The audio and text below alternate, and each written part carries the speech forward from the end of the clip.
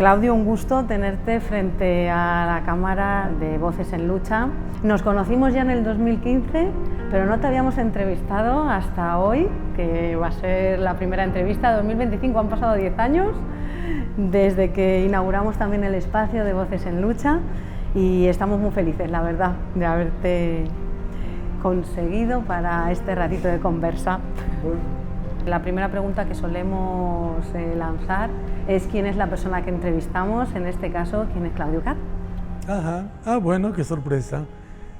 Bueno, mi nombre es Claudio Katz, yo soy economista, profesor de la Universidad de Buenos Aires, investigador del CONICET, pero esencialmente creo, un luchador, parte de los militantes del campo nacional, popular, revolucionario, socialista, y estamos aquí en esta reunión como parte de esa trayectoria y de esa actividad. Así que las ideas que yo voy exponiendo están en función de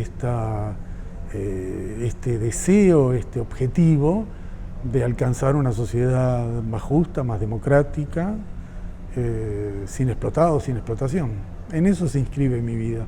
Y estamos en Caracas, Venezuela, que es además un lugar muy significativo para esta transformación hacia una sociedad más justa. Sí. Nos convoca una cumbre por la paz y contra la guerra. ¿Existe un riesgo, como para empezar a calentar motores, existe un riesgo de escalada de la guerra a nivel mundial? Sí, sí existe, porque nosotros habíamos observado en los últimos años una secuencia de guerras en distintos puntos, sobre todo en dos, que son los más los más fuertes, Ucrania y Medio Oriente, pero aparecían divorciados. Había una gran tensión en Ucrania, una gran tensión en Medio Oriente, y lo que tiende a ocurrir es que tienden como a converger, a unificarse. Y eso implica la gestación de grandes bloques militares en oposición y por lo tanto una escalada cada vez más fuerte. Yo te diría que hay algunos elementos que tienden a asemejar el escenario actual con esbozos de lo que fue la Segunda Guerra Mundial, cuando se conformó un eje fascista y otro bloque agredido por el eje fascista. En la actualidad no tenemos exactamente fascismo, ni un bloque exactamente agredido por el fascismo, pero tenemos un bloque imperialista agrediendo a un conjunto de países y esto genera esa escalada que vos mencionás. Los niveles, las intensidades son siempre discutibles. Yo soy un poquito cauteloso cuando se habla de la inminencia de una tercera guerra mundial que puede pulverizar la humanidad, porque al mismo tiempo la diseminación de armamento nuclear en distintos puntos del planeta opera como un contrapeso, como una disuasión, ¿no? Pero lo que no cabe duda es que se está generalizando el militarismo a escala mundial en los últimos años, y es importante, en mi opinión, subrayar por qué y quién es el responsable. Porque tiende a haber una especie de imagen de, bueno, el mundo anda mal, las potencias se pelean, hay rivalidades, se disputa, y según quien hable, a nosotros nos interesa mucho, a nosotros nos interesa poco esa reyerta bélica mundial. Yo creo que no, ese neutralismo formalmente inocente oculta una toma de partida a favor de alguien. Aquí existe un bloque imperial comandado por Estados Unidos, que es el agresor, que es el causante de esta escalada militar, y la razón de esas iniciativas bélicas es el declive económico de Estados Unidos. Estados Unidos declina económicamente, pero tiene una potencia militar desproporcionada a su peso económico, maneja el principal presupuesto del mundo y utiliza la acción bélica para contrapesar el declive económico.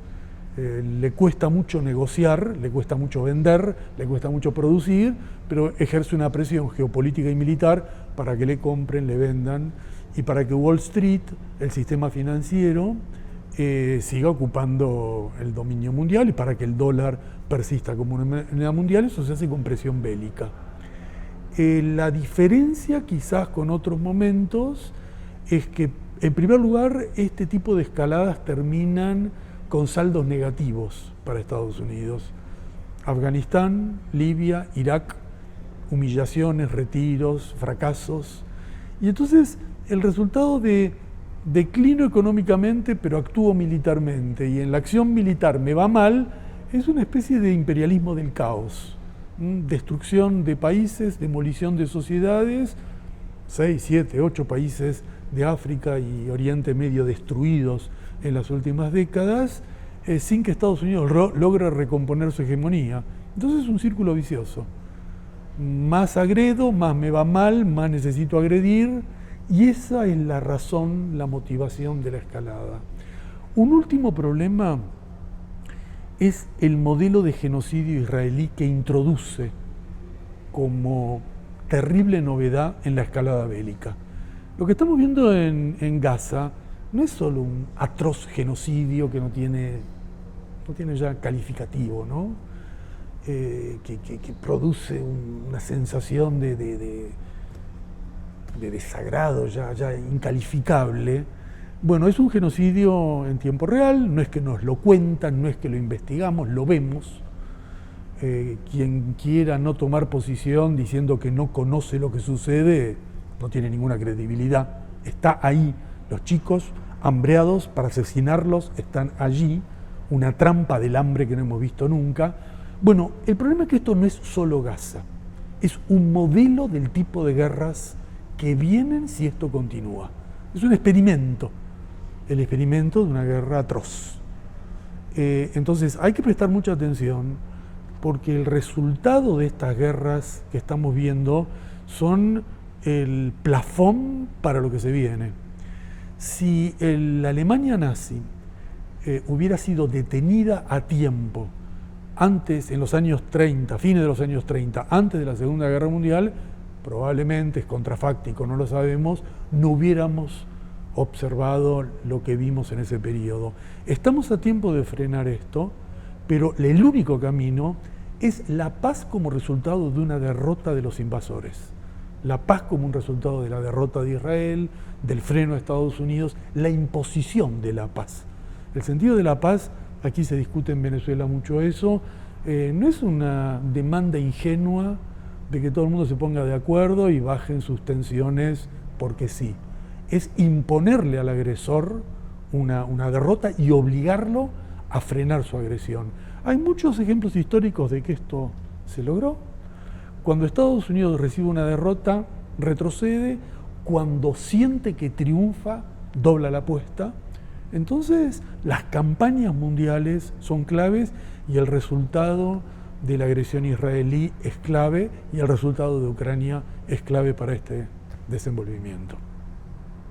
En este entramado que has dibujado, este experimento también, ¿qué papel juega Europa o cómo ves a Europa dentro de todo esto? Es el lugar donde se ha producido un giro más llamativo, ¿no? Porque Europa era el emblema de la paz, de las negociaciones, el emblema de un modelo alejado del belicismo, como resultado de la Segunda Guerra Mundial, como resultado de una historia de desgarros sangrientos de siglos. La Europa de posguerra era el modelo de negociar sin conflicto bélico, formas de desmilitarización, límites a la acción bélica, respeto de los tratados internacionales, y eso se ha demolido con una velocidad completamente sorprendente, completamente sorprendente. En muy pocos años, Europa ha pasado de eso a la remilitarización. Muchos estamos pasmados. ¿Cómo se puede decir que en 4 o 5 años se gastará el 5% del Producto Bruto en armas? Obviamente demoliendo el estado de bienestar, afectando las jubilaciones, destrozando la salud pública y la educación pública, pero uno se arma para la guerra. Quiere decir que el proyecto es nuevamente poner a la población europea en estado de guerra. Bueno, esto es francamente terrible. Se explica, en mi opinión, por una especie de eurovasallaje, digamos. Se explica por el sometimiento a Estados Unidos, al imperialismo norteamericano que le ha fijado todas las reglas a Europa, reglas que implican que Europa se militariza y se debilita económicamente. Estados Unidos espera reindustrializarse a costa de la desindustrialización de Europa, y esto se ha creado con una ideología rusofóbica. La imagen que Rusia invadirá Europa y que por eso hay que prepararse para resistir, lo cual para cualquier observador mínimamente objetivo es absurdo. Es incluso absurdo la idea de que uno tiene que armarse para prepararse una guerra, para una invasión rusa, porque si Rusia quiere invadir, aprovecharía el momento que Europa está desarmada, no esperaría que Europa se arme. Entonces es ridículo, es un argumento que no tiene ningún sentido y solo explica la alienación ideológica que está viviendo Europa como resultado de clases dominantes que al cabo de muchas décadas de subordinación a Estados Unidos ahora están pagando el precio de esa subordinación. Por supuesto que los que no somos europeos confiamos en que el movimiento social popular de esa extraordinaria trayectoria, de ese faro que ha sido para nosotros el movimiento obrero y los luchadores sociales de Europa, reaccionen, resistan y nuevamente pongan fin a esto. Qué bonito esto último que dices. Además, cuando te conocimos en Santiago de Chile en una ponencia que diste allá en ese 2015, hablabas, a mí me llegó mucho también de Europa, de cómo estaba perdiendo todas las conquistas sociales que había hecho el movimiento obrero, admirando ese movimiento obrero, pero cómo se venía abajo y se estaba derrumbando, ¿no? Exactamente, ¿no? Para nosotros sigue siendo una referencia, sigue siendo un modelo, aunque parece que ahora Europa está aprendiendo más del movimiento social y del movimiento popular de otras regiones. Yo no establezco ni una competencia ni una jerarquía. Lo que sí creo es que en el momento que la población europea comprenda que este rumbo no solo destruye sus conquistas sociales, sanitarias, educativas, sino que implica militarizar su vida, volver a lo que en América Latina se llama la conscripción, que es el servicio militar obligatorio. Hay varias generaciones en Europa que desconocen lo que es estar obligado a servir las armas. Bueno, eso es lo que se viene, ¿no? La idea de que esto serán guerras tecnológicas es una ilusión. Eso implica poner el cuerpo y que las madres y sus hijos y sus familiares se entreguen a guerras al servicio simplemente de los millonarios, del capital, sobre todo de la economía armamentista, que es la que está feliz en Europa, por los negocios que se le avecinan. Entonces, yo creo que estoy confiado que ese movimiento por la paz que siempre tuvo Europa renacerá, volverá a tener fuerza y va a derrotar a los militaristas mucho antes de sufrir una conflagración sangrienta. Lo que se viene y lo que se está viendo es que las nuevas generaciones tienen un caminar hacia formas muy conservadoras, muy de ultraderecha, y por eso queremos hablar de los nuevos fascismos, ¿no? ¿Cómo podríamos caracterizar al fascismo de hoy, que seguramente tenga cosas, similitudes, pero también diferencias con los fascismos del siglo XX, ¿no? Con esos imaginarios que tenemos todos de Hitler, Mussolini, Franco, Pinochet, Videla, ¿por qué no? Sí. Mira, el mejor término para hablar creo yo, de este tema es el fascismo clásico y el fascismo actual, ¿no? O sea, en el fascismo clásico había tres elementos dominantes. Se desarrolló en un momento de guerras mundiales no potenciales, sino explícitas, en un momento de gran auge revolucionario y en un periodo donde el proyecto socialista tenía un gran predicamento. Ninguno de estos tres elementos está presente con esa contundencia hoy. Todavía no tenemos guerras mundiales, hay un peligro, no existe un alzamiento revolucionario y el socialismo continúa arrastrando la crisis de la caída de la Unión Soviética. Por lo tanto, hay diferencias bastante estructurales en ese plano, pero al mismo tiempo la crisis del capitalismo ha renovado el peligro fascista. Y lo ha renovado porque la crisis del capitalismo es muy aguda, es muy visible en el desastre ambiental, es muy visible en la magnitud de los flujos inmigratorios, y es muy visible en el crecimiento de la ultraderecha frente a la crisis ambiental y el crecimiento de los flujos inmigratorios. Y la derecha aparece en esta situación crítica, en el tradicional formato de enfrentamiento de pueblo contra pueblo, en el predicamento que el enemigo es el inmigrante, es el hombre de color, es el latino, y no los capitalistas. La división por razas, etnias, es un clásico de la dominación del capital que reaparece a pleno, y por lo tanto aparecen los neofascismos, protofascismos, modalidades de este tipo. Yo te diría que en ningún lugar, me parece que hasta hoy tenemos regímenes políticos parecidos al fascismo clásico. Todavía no tenemos regímenes plenamente dictatoriales, totalmente autoritarios, absolutamente que coloquen a la población en una situación de opresión absoluta. En general, la ultraderecha opera en la actualidad dentro del sistema político constitucional, modificándolo, tratando de condicionarlo, pero sin salir de esa regla de juego. Eso pone una diferencia con el fascismo típico, que implica totalitarismo y terrorismo de Estado.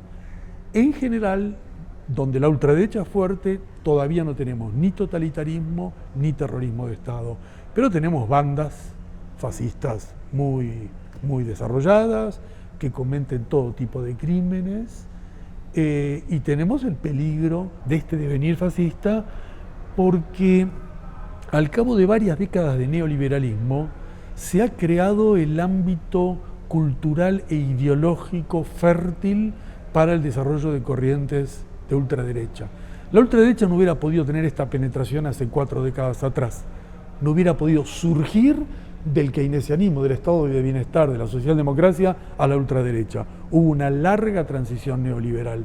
Y esas ideas neoliberales de individualismo, de sálvese quien pueda, de destrucción de las formas de acción cooperativa, fue lo que creó las condiciones para que la ultraderecha avance ahora y en estos momentos. Yo creo que estamos en un momento todavía transitorio.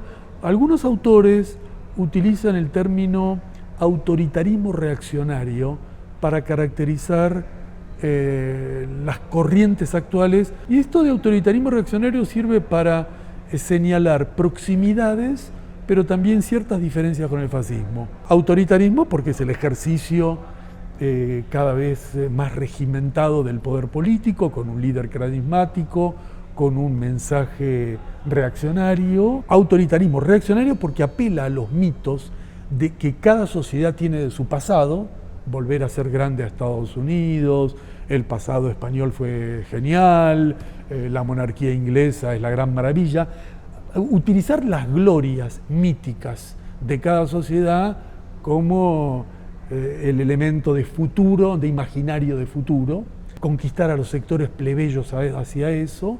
Este autoritarismo reaccionario está entre un proyecto que puede estancarse, puede revertirse o puede avanzar hacia formas ya fascistas o neofascistas, pero eso se dirimirá en el curso de la lucha del devenir mundial y nacional.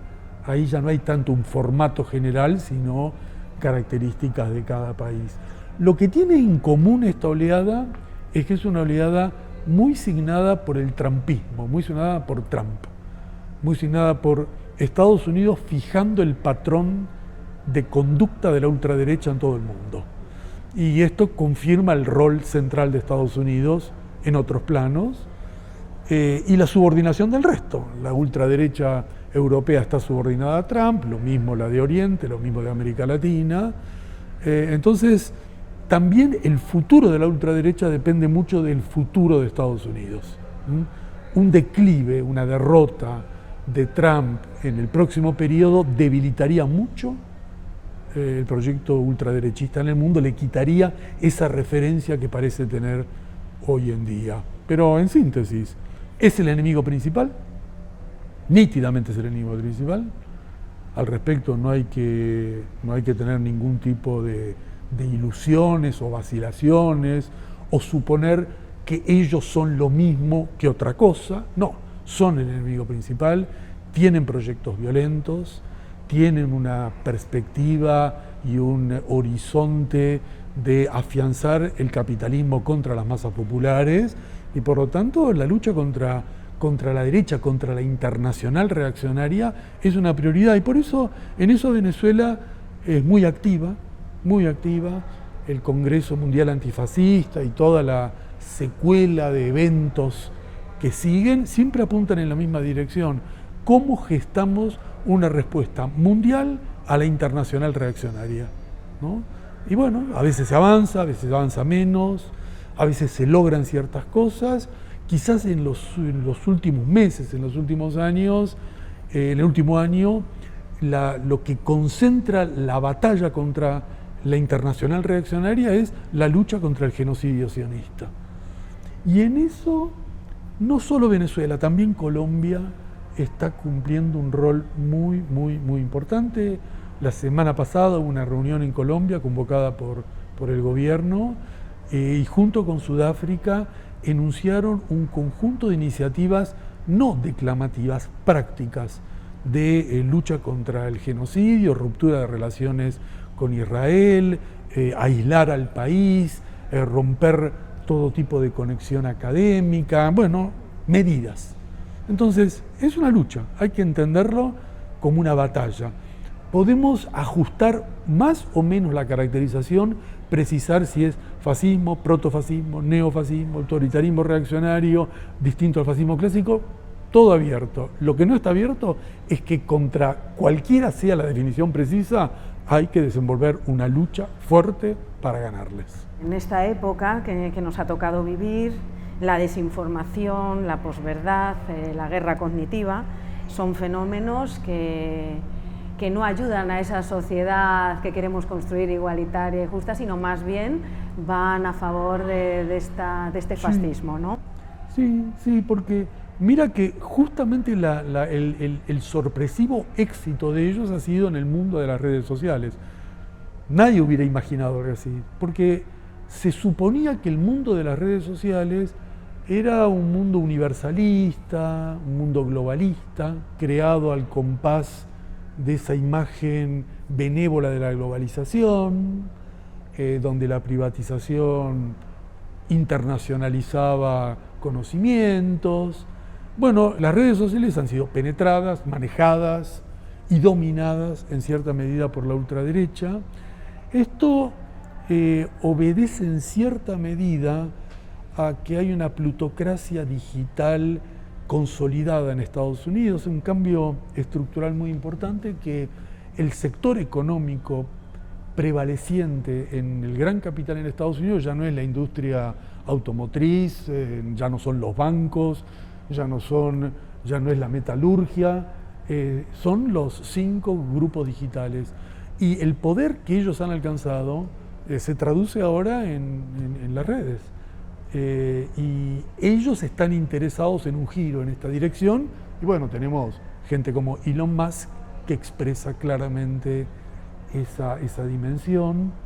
Yo creo que el fascismo como proceso debe ser analizado privilegiando la dimensión política. Me parece que tenemos que tener cuidado en caracterizar al fascismo con múltiples dimensiones, suponiendo que son equivalentes.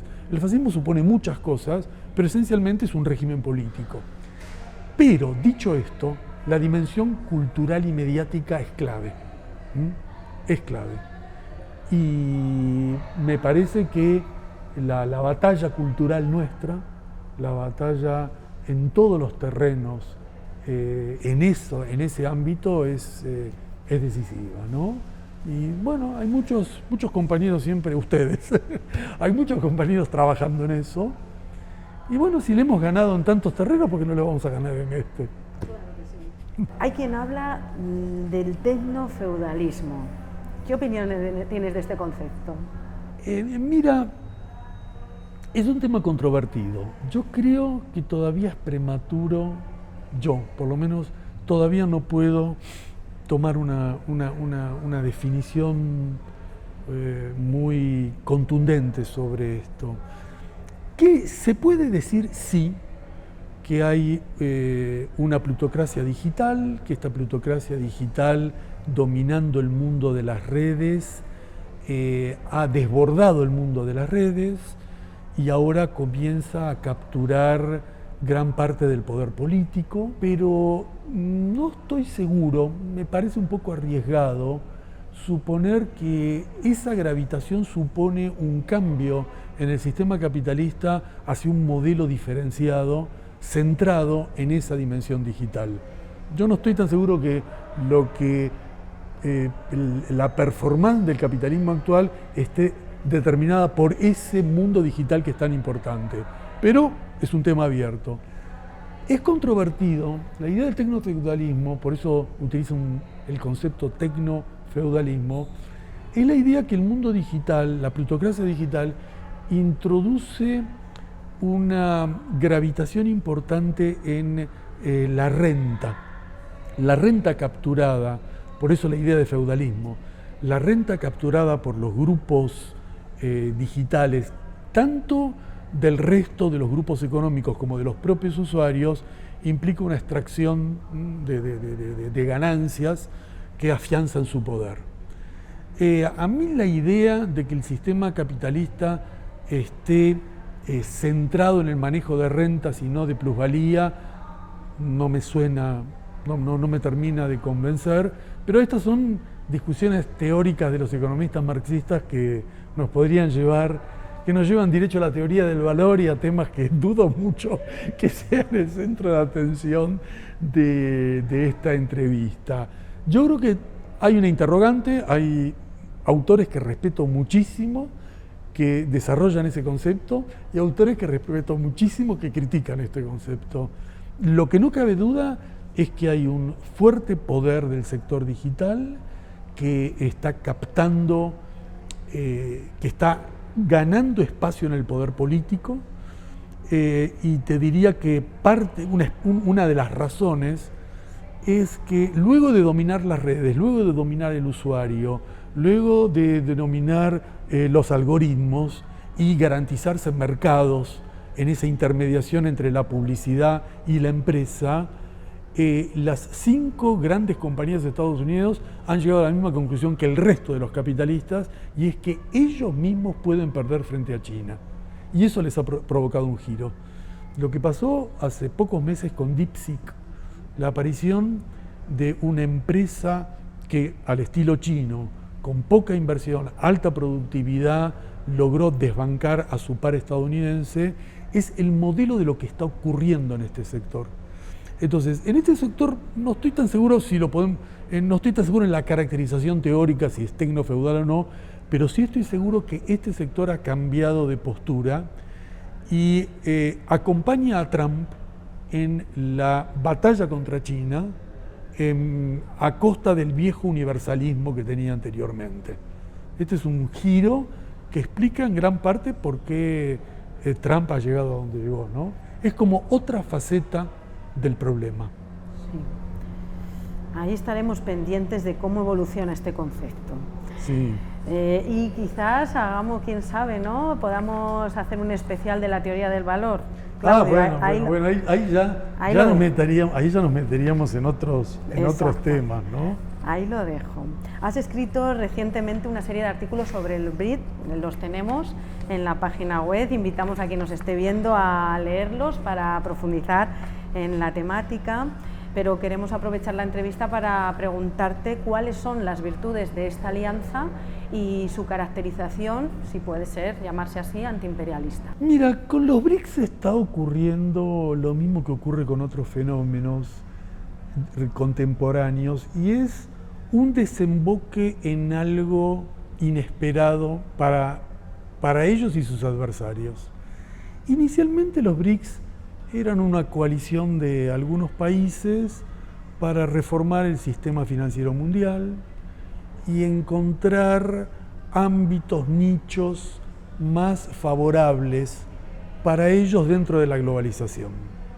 Sudáfrica, la India, China, Rusia querían integrarse en la globalización y entonces buscaban que dentro del FMI pudiesen tener más derecho a voto, intentaban una reforma del Banco Mundial, negociaban un lugar más relevante en los acuerdos de libre comercio, buscaban eso. La crisis del 2008, la crisis capitalista del 2008, dio vuelta al escenario general y también condujo a Estados Unidos a esta contraofensiva actual. Declive económico, acción bélica, presión geopolítica, y en vez de integrar a los BRICS al sistema, comenzó a presionar sobre ellos, como resultado de la fractura de la globalización.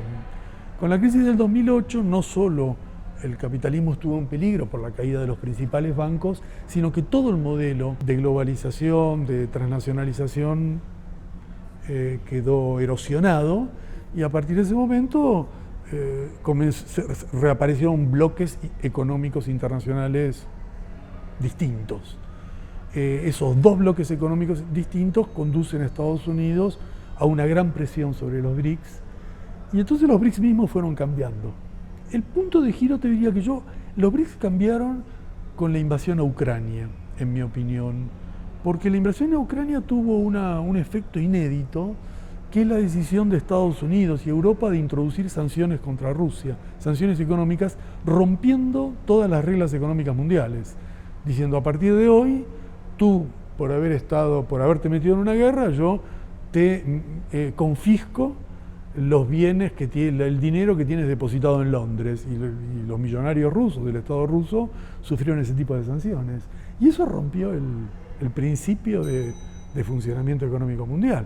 O sea, si yo hago una acción económica, hago una acción geopolítica que a ti no te gusta, tú tienes derecho a confiscarme los bienes mismos, bueno, entonces ya no es que no hay posibilidad de que yo me integre, ya se han roto los vínculos económicos, financieros, comerciales que teníamos hasta ese momento. Y en ese momento los BRICS cambiaron, y de ser un proyecto de reforma de las instituciones del sistema actual, pasó a ser un proyecto de construir instituciones alternativas y distintas. Y ahí empezó otros BRICS. Ahí empezaron BRICS que dicen: bueno, vamos a empezar un comercio entre nosotros, vamos a pensar en la desdolarización. A ninguno de nosotros nos conviene, ni a China ni a Rusia, pero evidentemente si Estados Unidos está en esa postura, tenemos que protegernos. Entonces, muchos proyectos para desdolarizar las economías, bueno, e ideas de un banco de los BRICS, ideas de un sistema de seguros, de un sistema de fletes, de un bloque económico distinto. Y desde hace unos años los BRICS están construyendo instituciones económicas paralelas, sin irse de las actuales, pero forjando instituciones paralelas. La gran pregunta es: ¿esto implica, podríamos denominarlo una acción antiimperialista? Yo creo que ellos no se denominan así y nadie seriamente los puede denominar así. Porque antiimperialismo es Bandung, antiimperialismo fueron las grandes, la tricontinental, las reuniones de La Habana, la lucha del Che Guevara. Los BRICS no se proponen algo así, no seamos ingenuos. Es un bloque defensivo, un bloque económico y geopolítico defensivo. De ninguna manera los BRICS son equivalentes al bloque occidental, es un bloque defensivo y progresivo frente a ese, pero que lo que quiere es negociar con el bloque occidental otras condiciones de convivencia, adoptando medidas de resistencia frente a cada agresión del bloque occidental. Más que de antiimperialista, tienen elementos de los no alineados en el sentido de modelos económicos desarrollistas, políticas más autónomas, recuperación de la soberanía, y esencialmente para los que sí somos antiimperialistas conforman un ámbito que nos permite desarrollar estrategias para cambiar la relación de fuerzas internacionales y para actuar en ese seno en función de nuestros propios proyectos. Te doy un ejemplo. Cada vez que hay una cumbre de los BRICS, hay una cumbre paralela de movimientos sociales, populares, que se reúne con sus demandas para los BRICS. Por ejemplo, ahora en la última, en Río de Janeiro, el tema clave fue Palestina, porque la declaración formal de los BRICS frente a la Palestina fue, bueno, rechazar, no usaron el término genocidio, oponerse a la agresión, fueron sumamente cautelosos, y varios de esos países tienen relaciones con Israel incluso muy estrechas, es el caso de la India. Otros como Sudáfrica están encabezando la lucha contra el sionismo. Brasil está adoptando una posición bastante firme, Rusia tiene una posición ambivalente y China, como siempre, en la geopolítica no se mete, hace negocios con todos.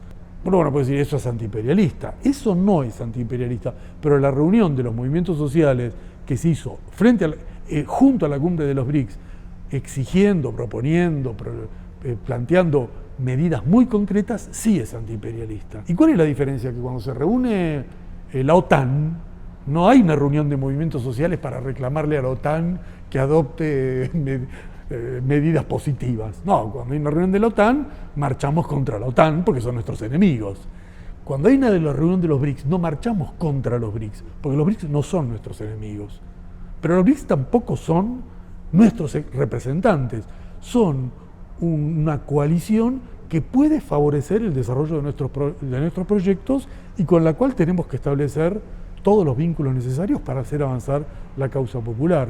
Bueno, esto es estrategia política y la izquierda solo puede avanzar con estrategia política, con mucho respeto a la tradición de un siglo, de más de un siglo, de estrategias de la izquierda, que es analizar, comprender, definir estrategias, tácticas, políticas. Eso sigue muy vigente, hay mucha historia y tenemos que seguir perfeccionando nuestra sensibilidad, nuestra agudeza para encontrar los caminos exactos para avanzar en nuestro proyecto. Creo que lo hemos entendido muy bien con el ejemplo que has dado, Claudio. Antes del texto de los BRICS, que ha sido el último, escribiste sobre Trump en América Latina. Nos gustaría que pudieses hablarnos de los intereses que tiene Trump en la región, ¿no? La administración Trump. Para Trump, América Latina es el patio trasero en forma explícita, ¿no? Trump no tiene ningún problema en enunciar lo que piensa todo el establishment de Estados Unidos de manera drástica, brutal, grosera y contundente.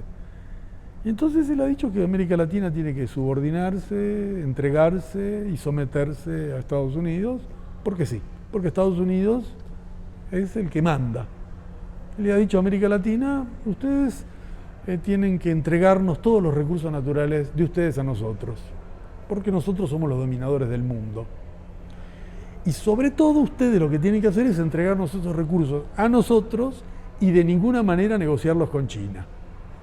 Y Trump dijo, yo soy presidente de Estados Unidos para lograr ese objetivo central, romper todos los nexos que ha establecido América Latina con China y volver a colocar a la región bajo la dependencia, el sometimiento y el dominio pleno de Estados Unidos. Este es cuando Trump dice el canal de Panamá nos pertenece. Qué lástima que no confiscamos todo el petróleo venezolano cuando teníamos la oportunidad. ¿Por qué no denominamos al Golfo de México Golfo de América? ¿Por qué no nos anexamos de nuevo a Canadá? Él está diciendo lo que piensa que hay que hacer, que hay que cortar esas relaciones, porque si hay un lugar donde Estados Unidos ha quedado muy afectado por el avance chino es América Latina. En 20 años China ha tenido una expansión en América Latina excepcional que ha reducido en forma drástica la vieja preeminencia estadounidense. China construye el principal puerto de la región en Perú, construye los principales centrales eléctricas, ahora está haciendo el primer metro en Bogotá. Donde tú me digas qué obra de infraestructura importante hay en América Latina, lo están haciendo los chinos. En la principal fábrica de Ford de Brasil, ahora se fabrican autos eléctricos, en la misma fábrica, autos eléctricos chinos. Entonces, Estados Unidos sabe que si no recupera en América Latina el dominio económico de Estados Unidos, no lo va a recuperar en ninguna parte del mundo. Y por eso se ha lanzado con tanta virulencia, transfiriendo como nunca los desequilibrios de Estados Unidos a la región. Dos que son muy grandes. Uno es el problema del narcotráfico, que no es un problema de América Latina, es un problema de Estados Unidos. El consumo de drogas es en Estados Unidos como resultado de la alienación de esa sociedad, un conjunto de circunstancias que empujan a esa población a consumir esa cantidad de estupefacientes, pero ellos quieren resolver eso mediante la militarización de América Latina, lo cual es un absurdo, no resuelve el problema, sino que genera una devastación de sociedades enteras. Colombia en un momento, México en otra, ahora Ecuador, y el otro tema es la inmigración. Trump ha convertido a la inmigración en el gran argumento reaccionario de su proyecto dentro de Estados Unidos, así como los blancos pobres eran racistas, pensando que su enemigo era el negro pobre, ahora los blancos y latinos pobres, los blancos y los negros pobres les piensan que su enemigo es el latino. Bueno, es una viejísima historia de ideología estadounidense, y bueno, está esta campaña furiosa contra los inmigrantes. El problema es que yo te diría que Trump enfrenta varios inconvenientes, porque esto está generando una reacción muy interesante en Estados Unidos. Hemos visto las marchas de California, donde no solo la población latina, sino que sus hijos y sus nietos salen con la bandera de México, y no porque quieran que California sea mexicana, sino para demostrar su orgullo de ser latinos. Entonces, cuando tú generas ese tipo de presión brutal sobre la población, también generas esta reacción. Entonces, a Trump en general, el resultado de todas sus bravatas todavía no está definido, pero ya hay una gran reacción en Estados Unidos, y hay principios de reacción también importantes en América Latina contra lo que él está intentando hacer, porque a las clases dominantes de la región les genera un dilema. Todos los grupos potentados de América Latina, ideológica y culturalmente dependen de Estados Unidos, pero económicamente saben que los negocios están en China. Entonces, ellos se van de vacaciones a Miami, se van de shopping a Los Ángeles, llevan a sus nietos a divertirse a Orlando, mandan a sus hijos a estudiar a Nueva York, pero los negocios, los lugares donde venden y compran, están en China, no en Estados Unidos.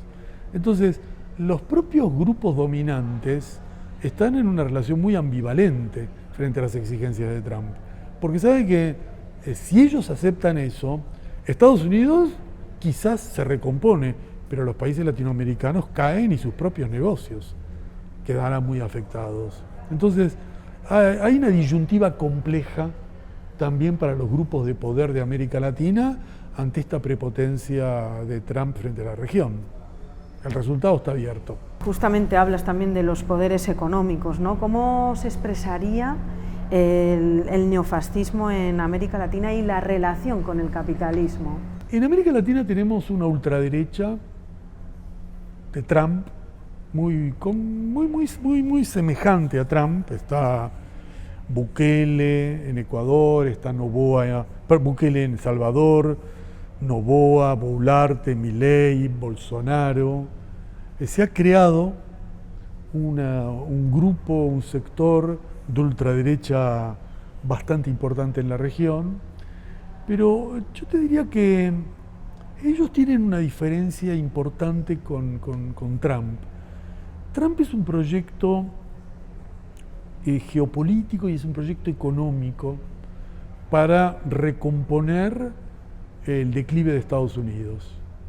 La singularidad de Trump frente a sus dos rivales, los globalistas y los neoconservadores, es que Trump piensa que hay que manejar la acción militar con cautela porque el pleno uso de la acción militar conduce a un deterioro más profundo de la economía. El proyecto de Trump, a diferencia de Biden o a diferencia de Bush, era poner cierto límite a la acción bélica para recomponer la economía. Por eso él quería llegar a un acuerdo con Rusia, llegar a un acuerdo con Arabia Saudita para negociar con China. Es decir, Trump tiene un proyecto económico al cual le presta mucha atención, que es el proyecto del grupo americanista, de los sectores del mercado interno de Estados Unidos, de los sectores menos globalizados de la economía norteamericana. A diferencia de este proyecto, la ultraderecha de América Latina no tiene un proyecto económico propio. Digamos, el equivalente a eso sería un proyecto desarrollista, nacionalista propio. Trump dice, hagamos grande de nuevo a Estados Unidos, pero Bolsonaro no dice, hagamos grande de nuevo a la economía brasileña y ni que hablar de Milei, ¿no? La economía de la ultraderecha es una economía neoliberal tradicional. Es decir, en este punto la ultraderecha no se diferencia del neoliberalismo que hemos tenido en América Latina en los últimos años. Bolsonaro no es diferente a todos los anteriores. La particularidad de la ultraderecha latinoamericana es que ellos tienen una obsesión, un objetivo, que es derrotar el movimiento popular, que no es la preocupación de Trump. Trump obviamente le preocupa los sindicatos, no quiere que existan, pero no es su prioridad. En América Latina la prioridad es demoler los sindicatos, destruir los movimientos sociales, erosionar los movimientos democráticos, porque hemos tenido un ciclo progresista y ahora un medio ciclo progresista, un segundo intento de ciclo progresista, con conquistas, con logros, con límites, pero mejoras, con gobierno de centro-izquierda, y la ultraderecha quiere cortar eso, quiere romper eso. Porque los ciclos progresistas fueron el resultado de rebeliones populares, en todos los casos, tanto en el primero como en el segundo. Rebeliones en Argentina, Ecuador, Bolivia, Venezuela en el primer ciclo, y desde el 2019 hasta aquí, rebeliones en Bolivia, en Chile, en Colombia, en Honduras, en Guatemala. Ese es el problema. Ellos quieren cortar con eso. Y para cortar con eso quieren gobiernos de ultraderecha, autoritarios, fuertes, que pongan fin a estos movimientos populares. Entonces, tenemos una ultraderecha muy clásica en ese sentido. Y por eso son macartistas, son reaccionarios, son anticomunistas, ciegos, así a la manera tradicional, porque quieren atacar al movimiento social y ven en la izquierda un peligro que en América Latina es un peligro real, no es una fantasía. No es que ellos deliran con el comunismo, deliran con el socialismo.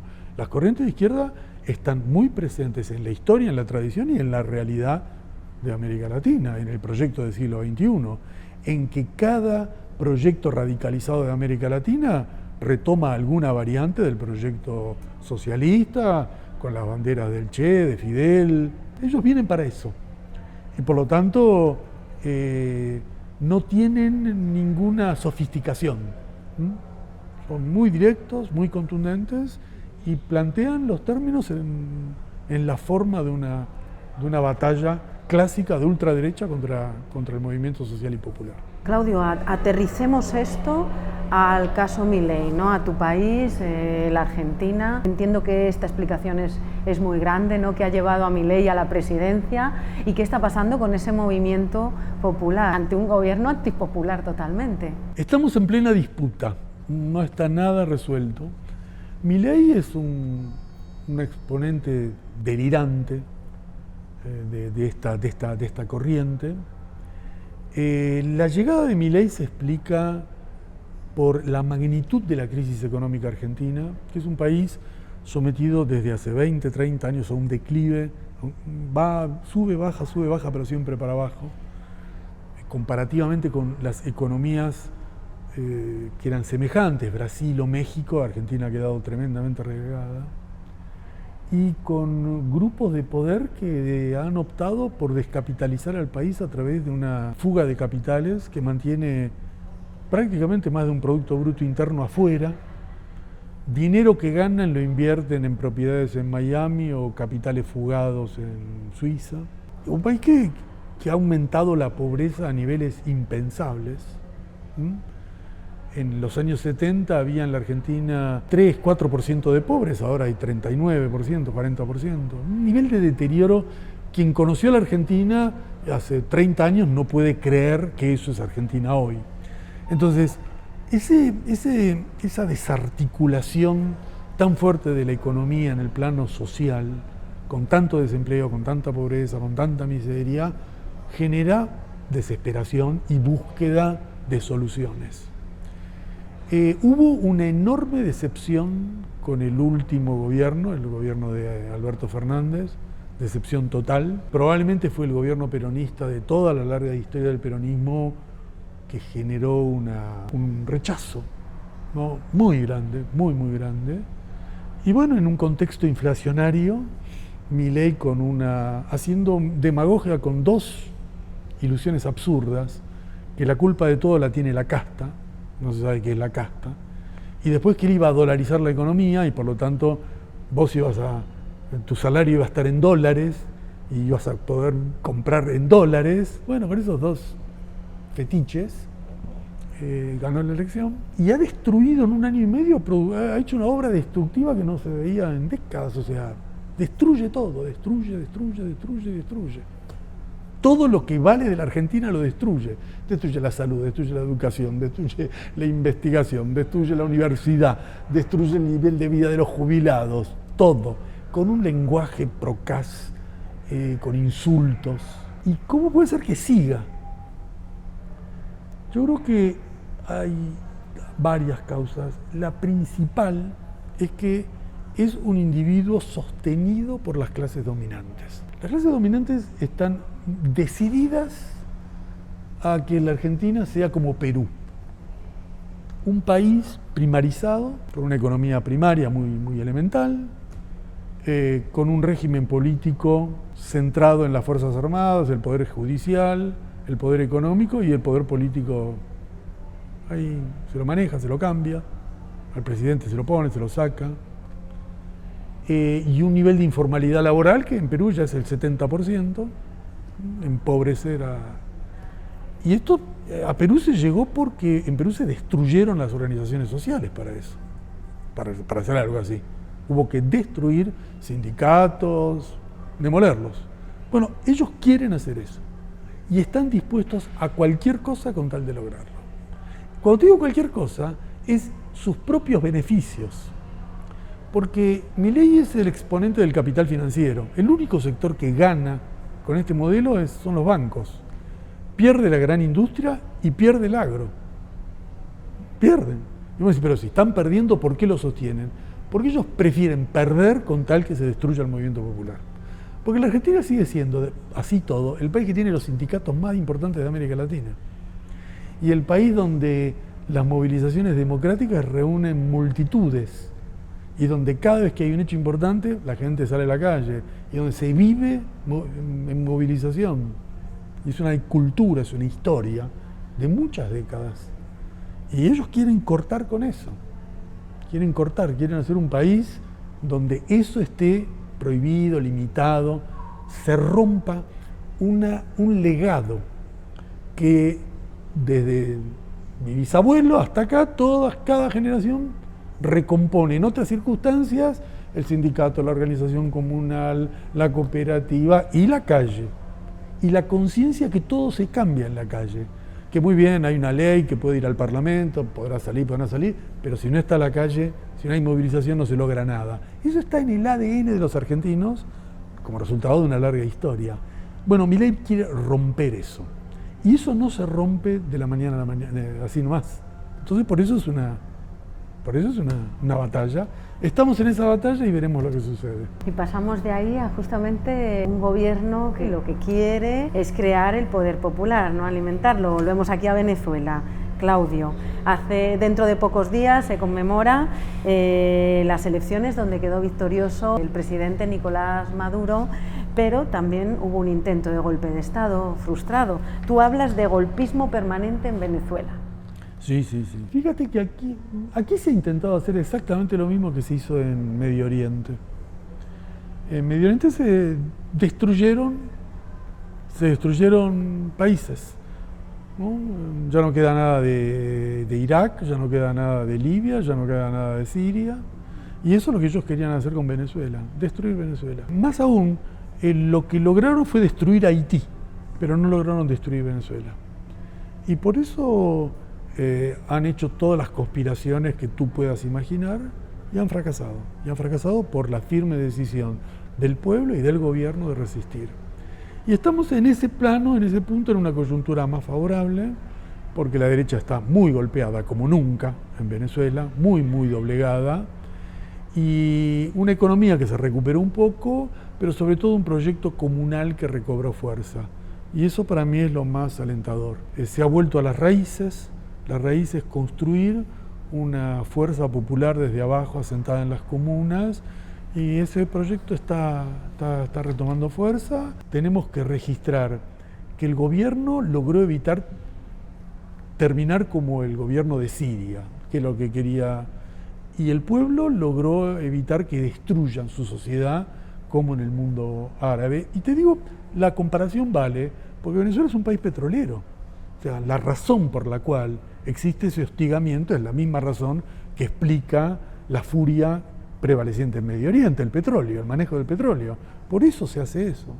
Y bueno, aquí han logrado conservar una fuerte resistencia, y eso es un ejemplo para toda América Latina, y por eso estoy aquí.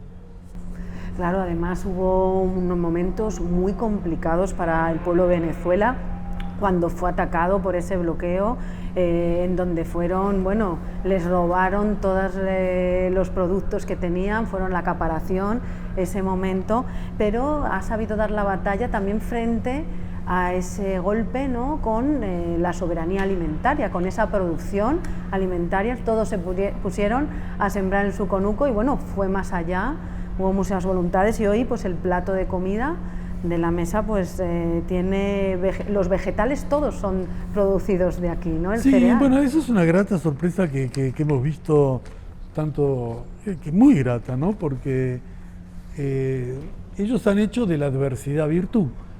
Frente al bloqueo, han vuelto a recuperar esas raíces productivas que en el plano agrario estaban muy dejadas de lado, y eso les ha permitido abastecer de alimentos a la sociedad, algo que un país con una tradición cultural rentista como Venezuela había perdido, ¿no?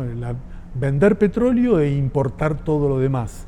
Ese era el modelo, y ese modelo es un modelo que deteriora la estructura productiva de un país, así que ha sido muy significativo la recuperación de la alimentación, algunos avances también en el plano industrial, que nos marca también un ejemplo de lo que se puede hacer frente al mensaje que dicen, si un país adopta medidas de soberanía en cualquier plano, inmediatamente será sujeto a un bloqueo que le impedirá seguir adelante. Venezuela demuestra que sí se puede, y hay que aprender de eso. También la política económica respecto al dólar, ¿no?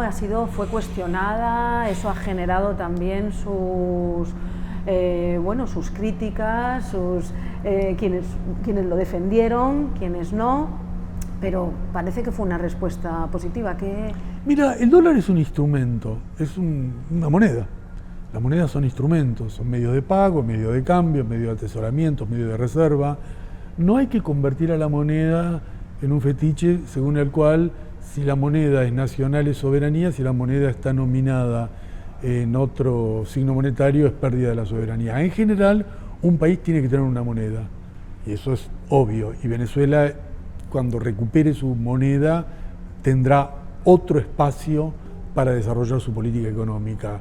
Pero también hay momentos en los cuales la soberanía en todo el resto de los flancos de la economía deja cierto margen en el tema monetario, porque es un tema muy complejo, muy difícil de manejar.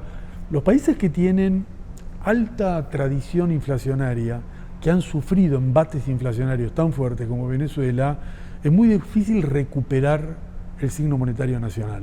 En Argentina sucede lo mismo. Se convierten en economías bimonetarias y solo un proceso de recuperación económica de mediano plazo y consistencia económica de mucho tiempo puede recrear la solidez del signo monetario nacional. Así que yo creo que ha sido inteligente la manera en la cual han manejado la combinación de bolívar y dólar, y en función de cómo logren recuperar el crecimiento económico, la soberanía monetaria volverá a cobrar gravitación y preponderancia. Como antiimperialista, ¿no?, que eres, Claudio, ¿cuál sería la vigencia del marxismo a favor de la lucha antiimperialista? Mira, el marxismo es útil como método de análisis, como estructura de razonamiento para comprender los principales problemas actuales. O sea, el marxismo nos ayuda a entender nuestra época, nos ayuda a buscar las raíces materiales de los procesos sociales, a comprender el condicionamiento de la conciencia por la existencia, a prestar mucha atención a las raíces capitalistas de los procesos sociales y políticos. Pero el marxismo es un proyecto de emancipación de la sociedad. El marxismo no es un método de análisis, es un proyecto político de socialismo.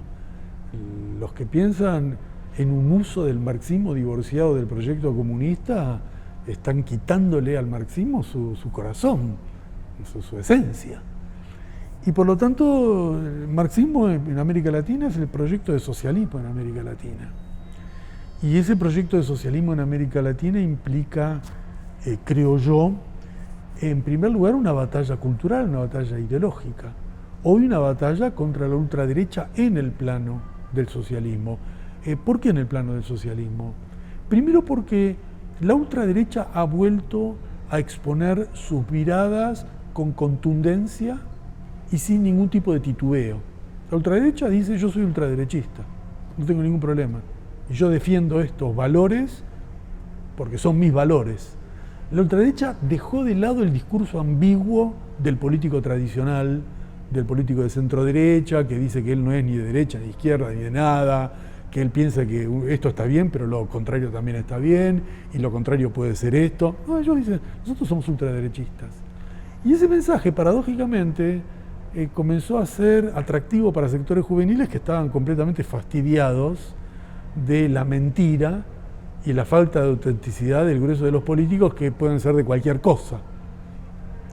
Y yo creo que nosotros tenemos que aprender de ellos. Tenemos que aprender, más que aprender, tenemos que ser como somos nosotros. Ellos son como son, nosotros somos como nosotros. Nosotros también tenemos que decir cómo somos.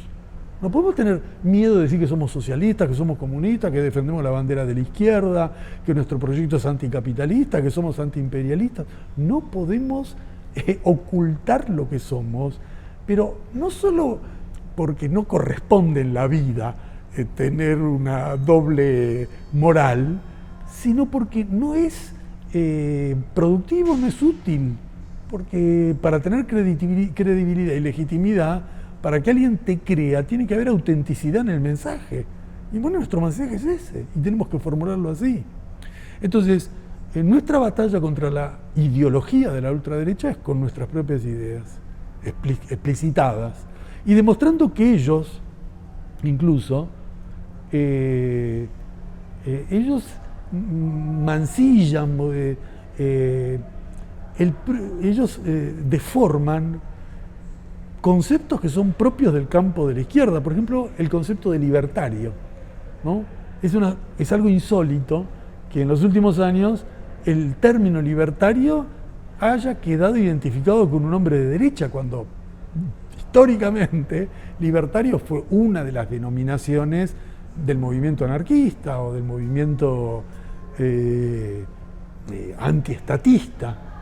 Entonces, una de las batallas ideológicas es demostrar que ellos son unos falsos libertarios, porque la única libertad que quieren es la libertad para explotar a un trabajador. No quieren la libertad para que la comunidad pueda elegir lo mejor para cada uno, tomando como valor compartido el valor de todos. Ellos no, ellos son individualistas, son egoístas, son explotadores. Entonces tenemos que librar una batalla ideológica. Nuestra batalla es una batalla por el socialismo y no ser pesimistas, no ser tan poco, tan temerosos. Ver todo el tiempo las noticias que anticipan caminos para nosotros. Te doy dos últimas. Una, la candidata del Partido Comunista de Chile va a ser candidata a la presidencia del país. Y entonces en las elecciones de fin de año, de noviembre, habrá un candidato de la ultraderecha que se llama Kast y una candidata comunista que se llama Jara. Y es la primera vez que ocurre. Y ella ha llegado a ese lugar sin abandonar en ningún momento su adscripción al Partido Comunista. Entonces, una comunista va a las elecciones contra un ultraderechista. Y más allá de la discusión sobre el programa, el perfil, las características muy controvertibles que tiene esta candidata, y no voy a ocultar que tiene características muy controvertibles, lo interesante es el otro aspecto, que es que una gran parte de la sociedad chilena dice: yo la voto igual aunque sea comunista. Y si una gran parte de la sociedad chilena dice: la va a votar igual aunque sea comunista, quiere decir que la palabra comunista ya no genera tanto terror, ya no genera tanto miedo. Porque supongamos, si gana ese porcentaje que dicen las encuestas, el número de comunistas de esa totalidad que lo va a votar es muy pequeño. Entonces, ¿cómo tanta gente va a votar a alguien que está identificado con los comunistas y no tiene problema? Quiere decir que frente al miedo que le genera un Milei, un ultraderechista, dice: bueno, el comunismo no es tan grave. Quiere decir que el comunismo no es tan terrorífico si nos puede gobernar un Milei en Chile. Bueno, para nosotros eso es un elemento a registrar, porque está indicando un cambio en la percepción ideológica de la población. Quiere decir que no es que la gente ha absorbido tanto ese discurso de la ultraderecha si puede aceptar algo así. Y el segundo ejemplo interesante es que en las elecciones internas del Partido Demócrata para la Intendencia de Nueva York, ganó un candidato que no recuerdo el nombre y tampoco lo tengo anotado aquí, que es de la corriente de los Socialist Democrats of America, o sea, de la corriente socialista o autodenominada socialista del Partido Demócrata. Y también nada menos que ganar la interna. No estamos hablando de una ciudad cualquiera, estamos hablando de la ciudad más importante del mundo. Y allí hay una disputa donde un hombre de izquierda está entre los que van a estar en campaña. Quiere decir que también en Nueva York nadie se asusta tanto del socialismo. Bueno, yo creo que la gente se asusta menos del socialismo de lo que muchos dirigentes socialistas se asustan de lo que ellos mismos son. Y ese es el problema de la izquierda, ¿no? Que esos dirigentes tienen miedo en asumir nuestra tradición, nuestras ideas, nuestros estandartes, nuestras banderas, cuando gran parte de la población quiere escuchar eso y quiere dialogar con eso. Bueno, eso es lo que tenemos que hacer. Esperemos que no se hayan olvidado de qué es eso del socialismo. Entonces te lanzo la pregunta para que también le escuchen. ¿Qué es el socialismo para Claudio Kast?